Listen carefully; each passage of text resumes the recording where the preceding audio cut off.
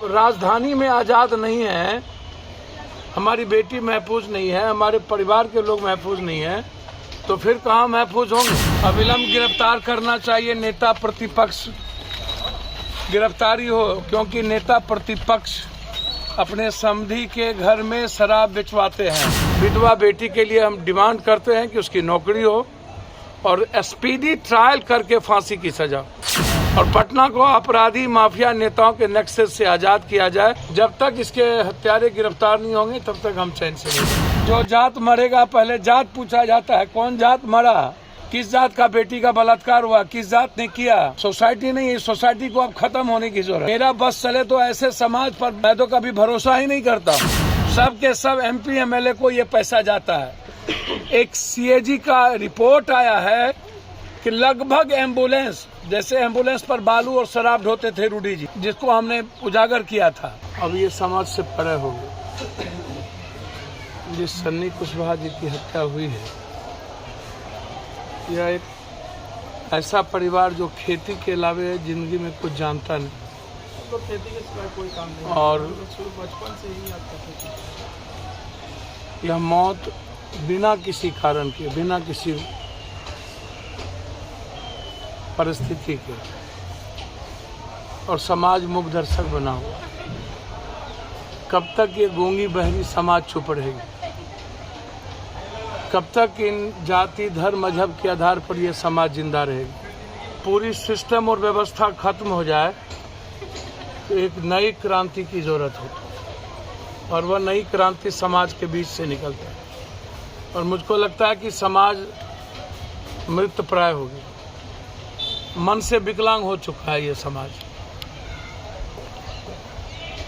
शरीर से विकलांग तो जिंदा रह जाएगा, लेकिन मन से विकलांग समाज और देश हो जाए तो फिर पुनर्निर्माण और एक बड़ी क्रांति की जरूरत है। और मेरा मानना है सन्नी कुशवाहा की हत्या,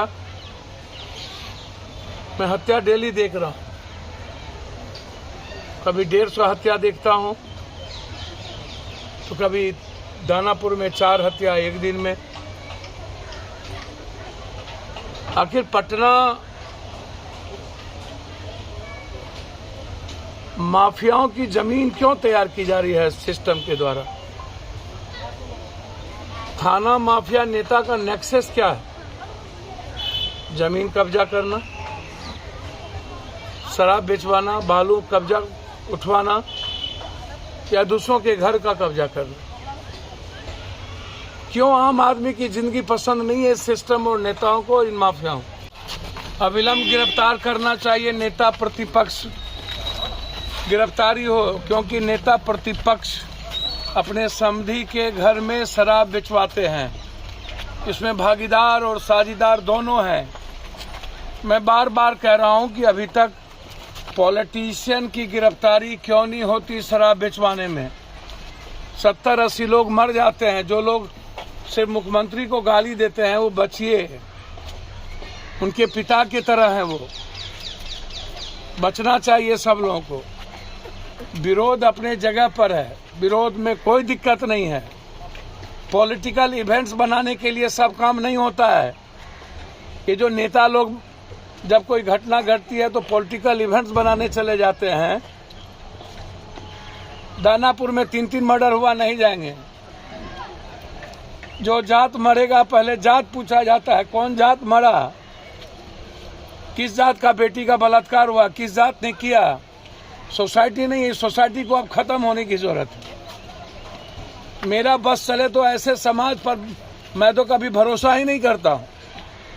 इसीलिए जो लोग छपड़ा के शराब में इन्वॉल्व हैं वो सब के सब MP MLA के रिश्तेदार हैं। सब के सब MP MLA को ये पैसा जाता है। एक CAG का रिपोर्ट आया है कि लगभग एम्बुलेंस, जैसे एम्बुलेंस पर बालू और शराब ढोते थे रूडी जी, जिसको हमने उजागर किया था, लगभग बिहार का एम्बुलेंस पर रिपोर्ट आया है कि बालू ढोए गए हैं, या CAG की रिपोर्ट है। तो हम चाहते हैं कि जितने लोगों का नाम, चाहे वो नेता प्रतिपक्ष के समधी हो, वो समधी थोड़ी बेचवा रहे, ये संरक्षण प्राप्त है